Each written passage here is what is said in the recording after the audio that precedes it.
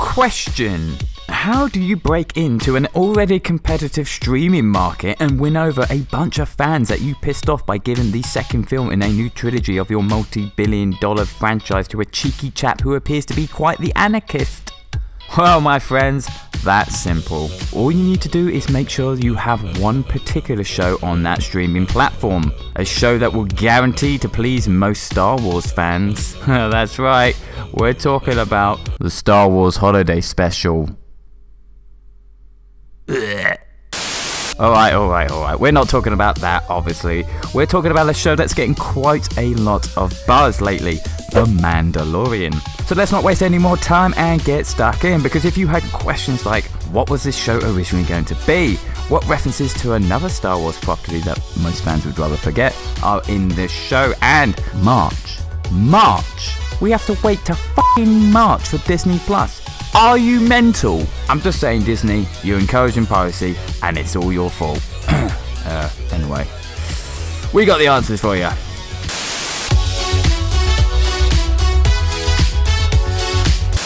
Oh, would you look at that? It's number 1.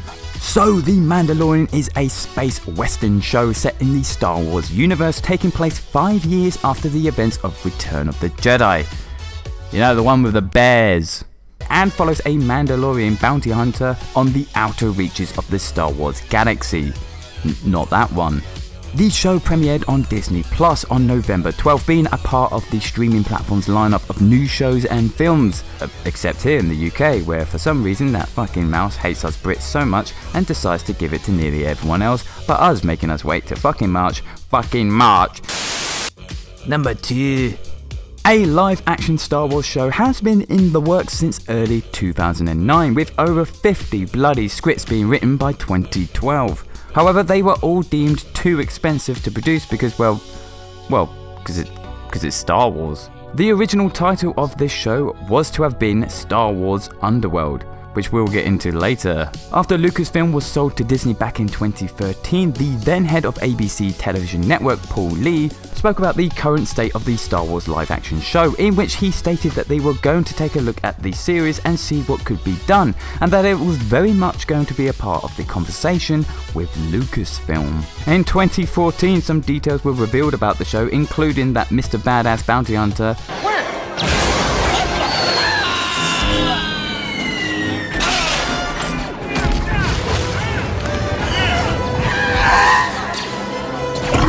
Boba Fett would appear in the show.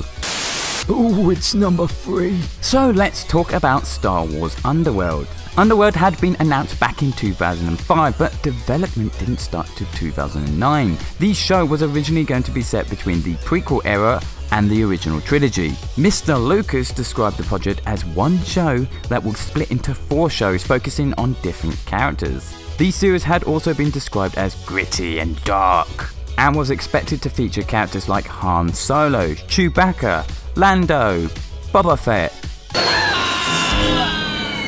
C-3PO Man, and Emperor.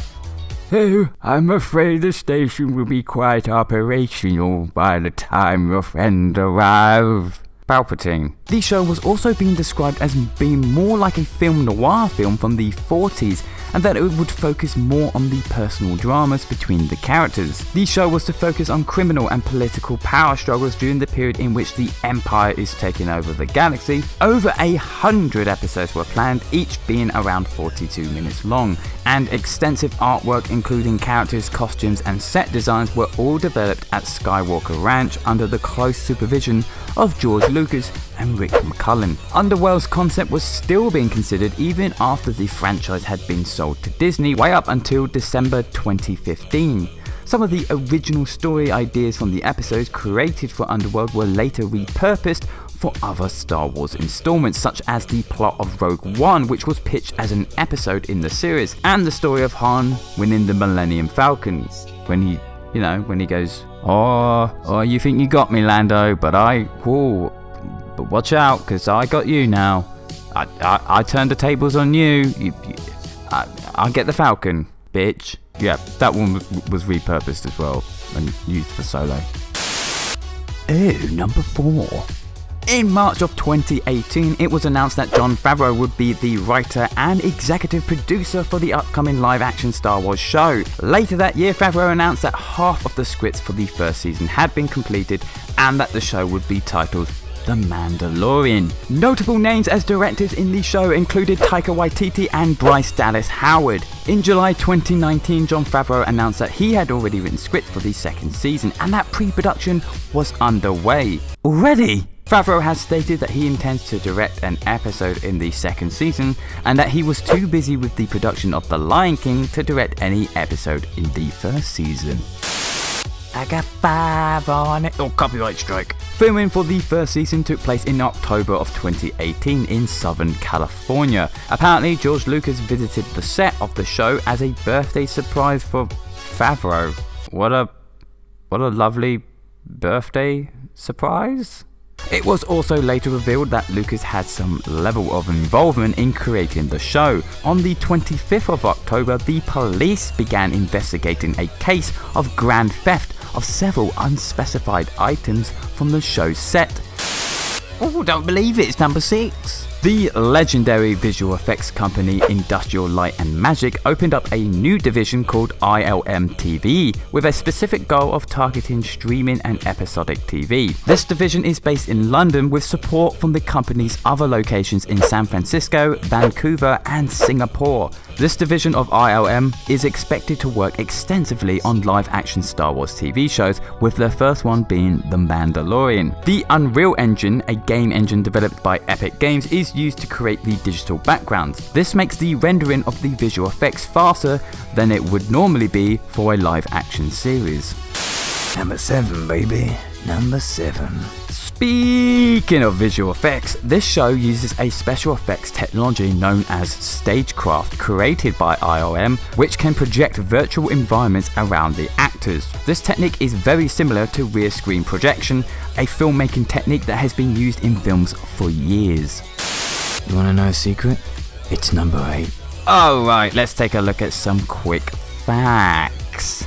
The Mandalorian surprisingly has a few references to the Star Wars Holiday Special, including a line from someone in the first episode that mentions they're trying to get home for Life Day. The idea and first mention of a Life Day in the Star Wars universe was first introduced in the Star Wars Holiday Special. Also, the Mandalorian's weapon, the Phase Pulse Blaster, is based on Boba Fett's rifle, again from the Holiday Special. Good heavens, number 9. This is the first Star Wars property to be shot in the city of Smog. Angels. City of Angels. Los Angeles. The show takes place just 6 years before the birth of Rey. Bryce Dallas Howard directs an episode in the show. Her father, Ron Howard, has also directed a Star Wars property, that being Solo. Practical models were used in multiple shots of the main protagonist's vehicle, a technique that was also used in the original trilogy. I say, old chap, it's number 10. The Mandalorian has been described as a space western and takes its inspiration from the spaghetti western genre. More specifically, the series gets its inspiration from Sergio Leone's Dollar Trilogy. One of the cast members, Brendan Wayne, is the grandson of Bruce Wayne, aka Batman. That's not true. Or funny. Who wrote this? No, he's actually the grandson of legendary actor John Wayne, who was famous for appearing in numerous western films. Well, there you go, 10 facts about The Mandalorian. So what are your thoughts on this show, and what facts can you tell us about this show? Let us know down in the comments, and if you like this and you want to see more, then why not check out our other film facts videos. They cover both film and TV. And if you want to help support the channel and you don't want to miss out on anything we do, then why not consider subscribing and hitting the bell thingy to stay notified. And of course, do the like and share business if that's your cup of tea. But thanks for watching, guys.